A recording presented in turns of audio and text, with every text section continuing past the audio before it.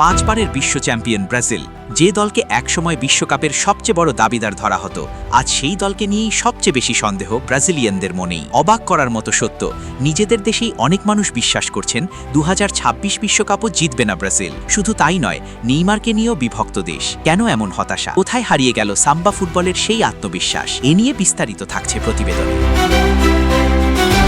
একসময় ফুটবল মানেই ছিল ব্রাজিল, আর ব্রাজিল মানেই ছিল বিশ্বকাপ জয়ের সবচেয়ে বড় নাম। ব্রাজিলের হলুদ সবুজ জার্সি দেখলেই প্রতিপক্ষের মনে ভয় ঢুকে যেত। পেলে, রোনালদো, রোনালদিনহো, কাকা, এই নামগুলো শুধু কিংবদন্তি নয়, বিশ্ব ফুটবলের ইতিহাস। কিন্তু সময় বদলেছে, এখন সেই ব্রাজিলকেই নিয়ে সবচেয়ে বেশি সন্দেহ তাদের নিজেদের মানুষের মনে। 2002 সালের পর থেকে আর বিশ্বকাপ জিততে পারেনি সেলেসাওরা।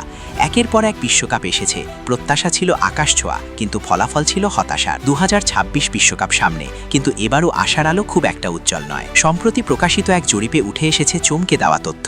জরিপে অংশ নেওয়া 68% ব্রাজিলিয়ান মনে করেন এবারও বিশ্বকাপ জয়ের সম্ভাবনা খুবই ক্ষীণ।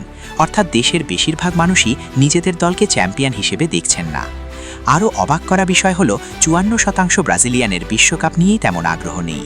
তারা এই টুর্নামেন্ট নিয়ে খুব একটা ভাবছেন না।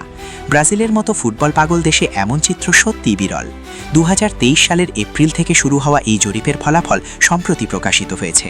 বিশ্লেষকরা বলছেন এটি বিশ্বকাপ ঘিরে ব্রাজিলিয়ানদের মনোভাব জানার ইতিহাসে সবচেয়ে হতাশাজনক ফলাফল। এই হতাশার পেছনে সবচেয়ে বড় কারণ দলের সাম্প্রতিক পারফরম্যান্স।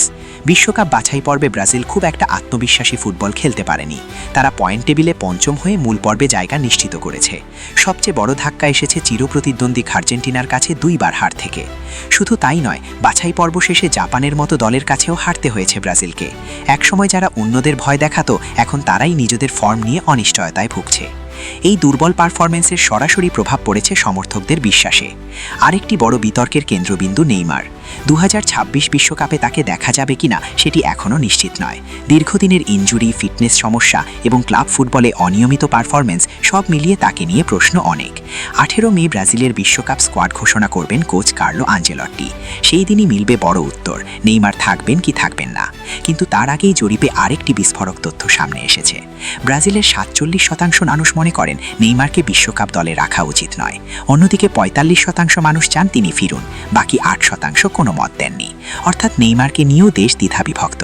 এটা শুধু একজন খেলোয়াড়কে ঘিরে বিতর্ক নয়, এটি আসলে ব্রাজিল ফুটবলের বর্তমান মানসিক অবস্থার প্রতিচ্ছবি। ব্রাজিল নামটি এখনও ভয়ের, ইতিহাস এখনও তাদের পক্ষেই কথা বলে। কিন্তু ইতিহাস দিয়ে ম্যাচ জেতা যায় না, প্রয়োজন বর্তমানের পারফরম্যান্স।